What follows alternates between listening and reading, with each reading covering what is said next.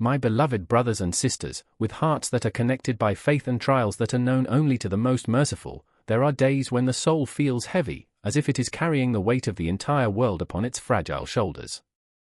You open your eyes to the morning light, and the first thing you feel is not the hope of a new day, but the familiar ache of yesterday's sorrow. In these moments, the simplest act, a smile, feels like the most monumental of tasks. It feels like a betrayal of your own pain to even curve your lips upward. You look at your life, at the dreams that are delayed, the prayers that seem unanswered, the loneliness that echoes in your chest, and you ask yourself a question that has haunted humanity since the beginning of time: how can I be happy when nothing is going right?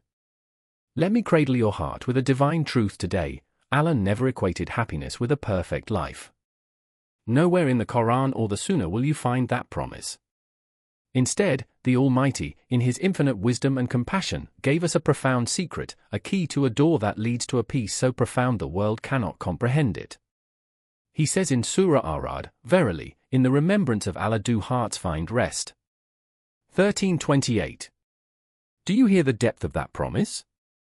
The rest, the sakinah, the true happiness, it isn't found in the absence of problems. It is found in the presence of Allah. This is not a call to plaster on a fake, hollow smile for the world to see. This is a call to a conscious, courageous choice, the choice to seek light even as you walk through the deepest, darkest valley. For the believer, this choice is, in itself, an act of worship, ibadah. It is the ultimate expression of tawakkul, a sincere trust in the divine plan of the All-Knowing, the All-Wise. It is the strength to whisper Alhamdulillah through the tears. It is the daily, sometimes hourly, reminder you must whisper to your own soul: if Allah is with me, who can be against me? If He is my protector, then I still possess everything I will ever truly need. So today, I implore you, push yourself. Not for the fleeting approval of the creation, not to maintain a facade for society, but to genuinely uplift your own soul.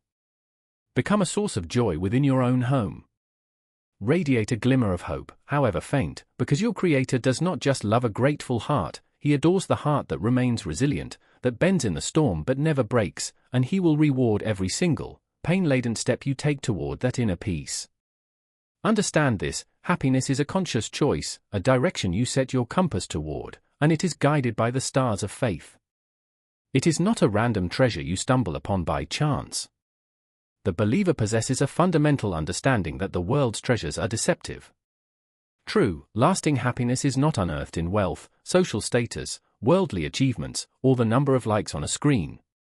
It is excavated from the rich soil of a connection with Allah. So many among us fall into the trap of conditional happiness.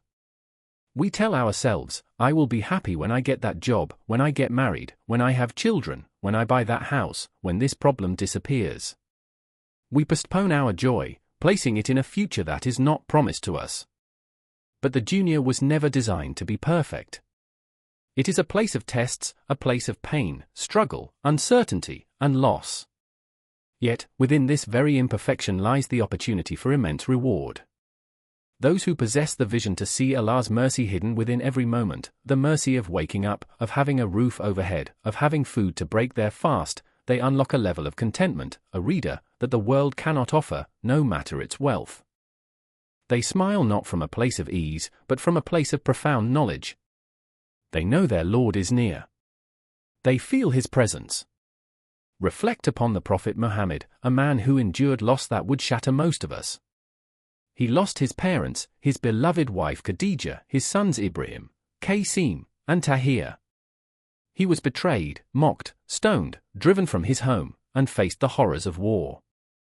Yet, he was known to his companions as the most frequently smiling among them. He carried a radiant calmness, a sakinah, that was not of this world. His happiness was not a denial of pain, it was a transcendence of it. It was rooted in an unshakable faith, the certainty that Allah never tests a soul without a divine wisdom, never delays without a purposeful reason, and never, ever abandons those who turn to Him with sincere hearts. Therefore, understand that happiness guided by faith does not mean you are not allowed to cry. It means you direct your tears to the one who can actually do something about them. You cry to Ar-Rahman, the most merciful. You grieve deeply, you struggle honestly, but you never, ever let go of the rope of hope. You force your tongue to say Alhamdulillah even when your heart feels like a stone in your chest, because you know, through the teachings of your Lord, that gratitude is a magnet for barakah, blessing and divine grace. The believer's joy is not a loud, boisterous, shallow happiness. It is deep. It is quiet. It is resilient. It is tied irrevocably to tawakkul, to complete reliance on Allah. There will be days, my dear brothers and sisters, when your soul is simply tired. Jihad an-nafs, the struggle of the soul, is a real and exhausting battle. You will wake up and the weight of your worries will feel like a physical companion, following you from Fajr to Isha. But even in that state, you still possess a power, the free will to choose light. A simple, heartfelt Ya Allah. A moment of sincere prostration where you pour your heart out. These are not small, insignificant acts. In the divine scales, they are monumental. They reignite the embers of the soul and pull you back from the brink of despair. This is how faith operates. It takes raw, human pain and transforms it into divine purpose. You cannot control the events that Allah decrees for your life. But you have absolute control over your response. You can choose to not let negativity rent space in your mind. You can choose to speak to yourself with the kindness Allah commands. You can choose to surround your thoughts with dhikr and your days with positive intention. This is the believer's ultimate shield against a sinking heart. This inner peace is fortified by the unshakable belief that nothing in your life is random. Every delay is a divine appointment.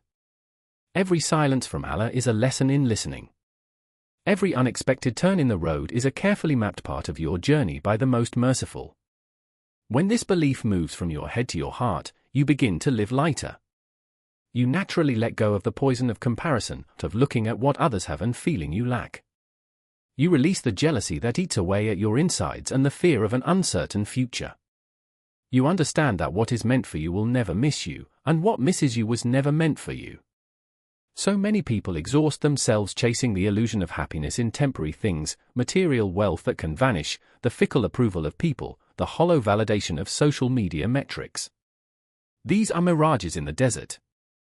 The believer, however, anchors their joy in something eternal and unshakable, Allah's unconditional love, His boundless mercy, His promises that are truer than the sun rising in the east.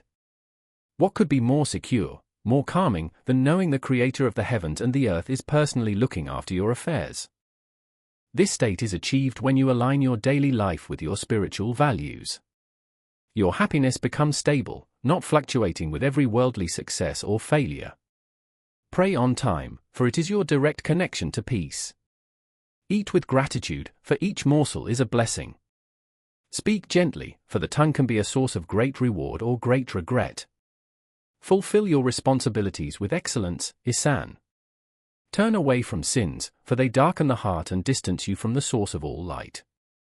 These consistent, seemingly small actions are like steady drops of light that gradually fill the vessel of your heart with a quiet, self-sufficient joy, a joy that doesn't need an audience or external approval to exist. One of the most beautiful and empowering aspects of our deen is that it elevates even the simplest human gestures to acts of worship.